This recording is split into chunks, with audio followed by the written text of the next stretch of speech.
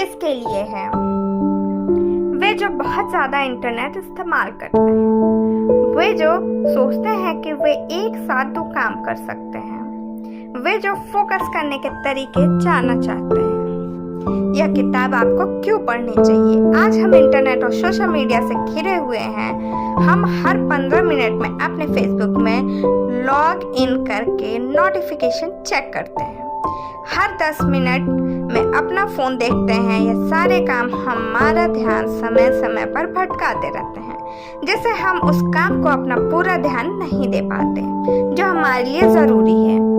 यह किताब हमें बताती है कि किस तरह से हम इस समस्या से निकल सकते हैं। यह किताब हमें डीप वर्क में जाने के तरीके बताती है।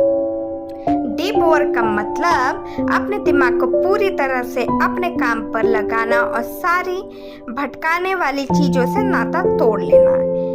यह किताब हमें बताती है कि किस तरह से हम कम समय में ज्यादा काम पूरा कर सकते हैं।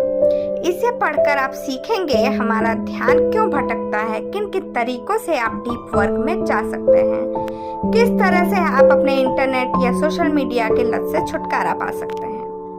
एक साथ बहुत सारे काम करना सुनने में अच्छा लगता है, लेकिन असल में यह एक झूठ है।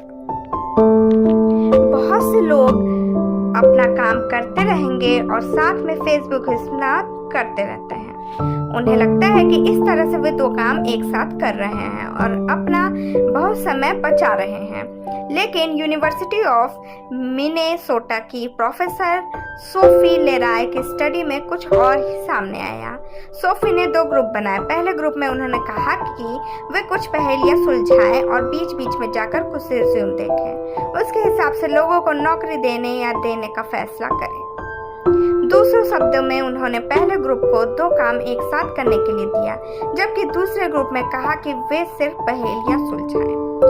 इसमें सोफी ने देखा कि पहले ग्रुप के लोग जब एक काम को छोड़कर दूसरे पर जा रहे थे तो उनका दिमाग फिर भी पहले काम पर लगा रहता था, जिससे वे दूसरे काम पर ध्यान नहीं दे पा रहे थे। आसान शब्दों में एक साथ बहुत से काम करने में काम की क्वालिटी कम हो जाती है। आपका दिमाग एक साथ 2 काम पर फोकस नहीं कर पाता।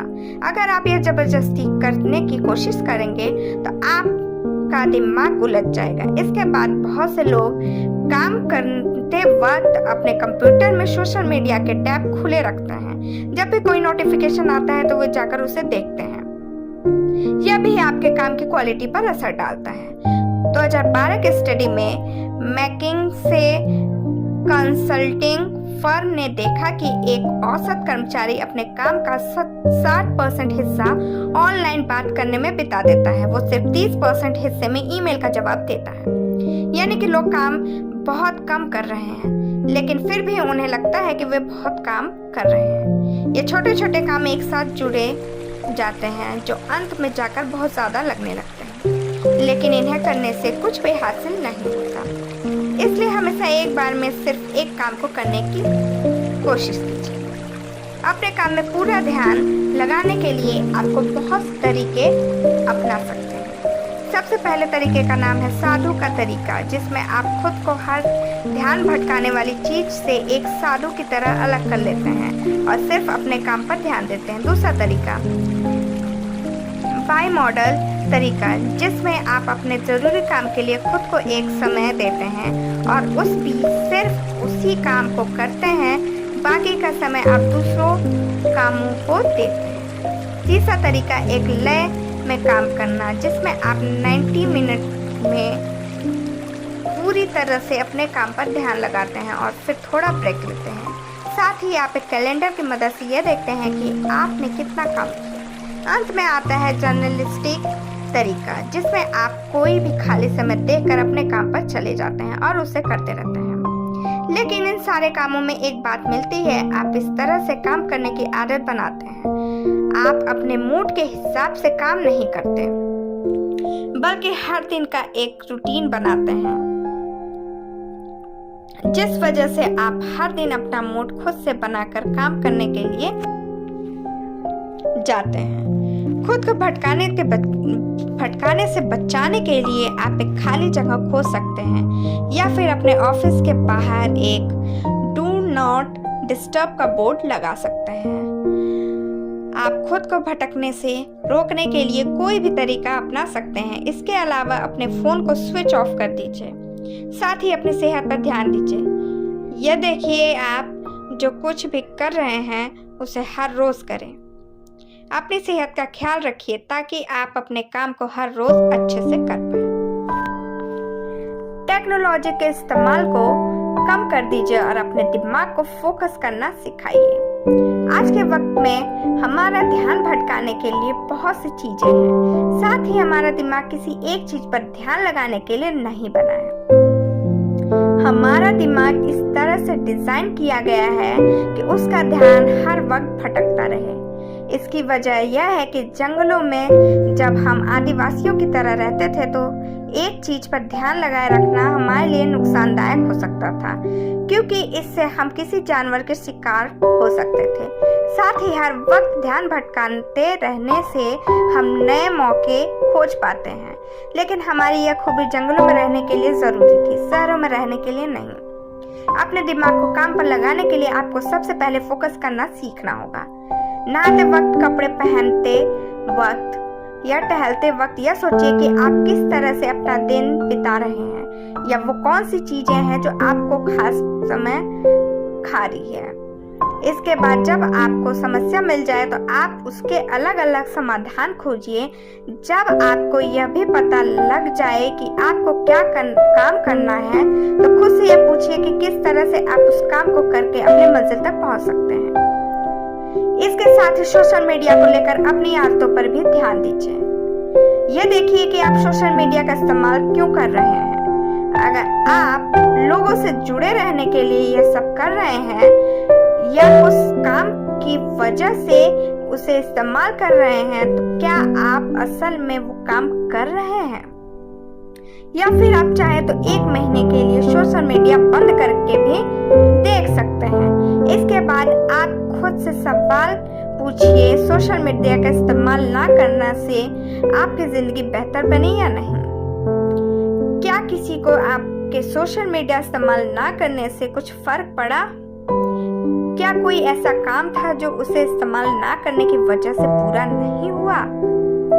इस सवालों के आपको जो भी जवाब मिले उसके हिसाब से यह फैसला कीजिए कि आपको सोशल मीडिया इस्तेमाल करना चाहिए या नहीं। अपने खाली समय को ठीक तरह से इस्तेमाल करने के लिए प्लानिंग कीजिए। जब हम दिन भर के काम से खाली होकर घर पर पहुंचते हैं तो हम इतने थके होते हैं कि हमारा कुछ भी काम करने का मन नहीं करता, लेकिन फिर भी हम टीवी देखने के लिए, इंटरनेट इस्तेमाल करने के लिए समय निकाल लेते हैं और वो सारे काम करने का हमारा मन करता है। ये सारे काम करने के बाद हम और भी थक जाते हैं और फिर हमें रात को अच्छे से नींद भी नहीं आती। इस तरह के हालात से खुद को बचाने के लिए आप प्लानिंग कीजिए कि किस तरह से आप अपने खाली समय का इस्तेमाल करेंगे। अपने जरूरी कामों को और दूसरे कामों को अलग अलग समय दे दीजिए। अगर आप 1 घंटे के लिए अपना जरूरी काम करते हैं तो 1 घंटे के लिए दूसरे काम कर सकते हैं। अब यह जरूरी नहीं कि आप हर रोज एक सख्त टाइम टेबल के हिसाब से चलिए। यहाँ पर हमारा मकसद यह तय करना कि आप किस तरह से अपने खाली समय का इस्तेमाल कर सकते हैं। इसके लिए आपको यह भी प्लान करना होगा कि आप अपने शाम को हर रोज क्या करेंगे या फिर छुट्टियों के दिनों में क्या काम करेंगे।